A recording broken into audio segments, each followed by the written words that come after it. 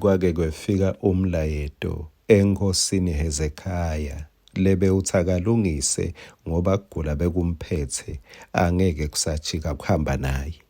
Hezekhaya wagucuka wabuka libonza, waphikisana naNkulunkulu, wathi Nkosi, nginele record, khumbula ngikukhonde ngekwethembeka. Sihlobo sami, ake sewetame kuba nele record lelihlobile ekukhondeni uNkulunkulu.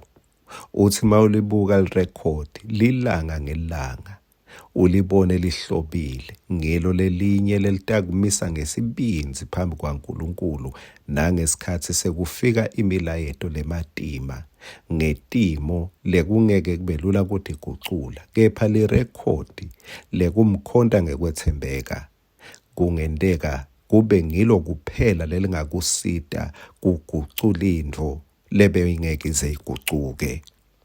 Nasi singwaselusuku sakavuka udle. Ngicela ukuhlephulela encwadini yaPetru ekuqala sahluko 3 verse 3 na 4. Kuhloba kwenu kungabi kwekubukisa ngemichino nangekugaba nangekufaka tinhlobonhlobo imihlobohlobo yegolide noma ke ngekugcoka. Verse 4. Kodwa akube kuhloba kwemuntu longekhathi. Kuthi ake ngibambe lapho.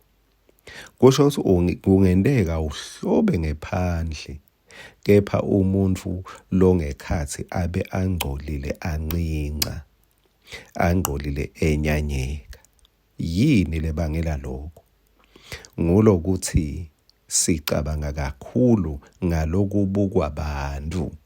Bantu babuka lingephandle, abalibuki lelingekhathi. LiBhayibheli ke lithi lo muntu longekhathi lohloba ngalokungabhubhi kwemoya lomnene nalonekuthula lokuligugu lelimcoka emehlweni aNkulunkulu. Kusho ukuthi kuhloba kwethu kuhambisana nekuthi sicabanga emehlo abani.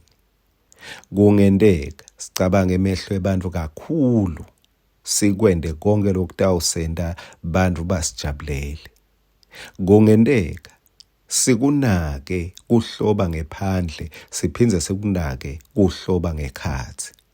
Kepha uma sibuka kahle kumele kuhambe phambili kuhloba ngekhathi leni kuligugu lelimcoka kakhulu kuNkulunkulu. Uke weva ngemafutha lathi anti-aging.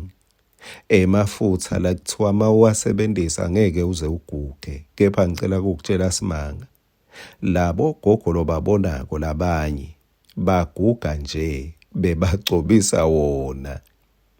Lokho kusitshelani? Kusitshela ukuthi kude imithi leyakhiwe ngenhlakanipho yemuntu lengagucula lokumiswe uNkulunkulu, lingephandle liyabhubha.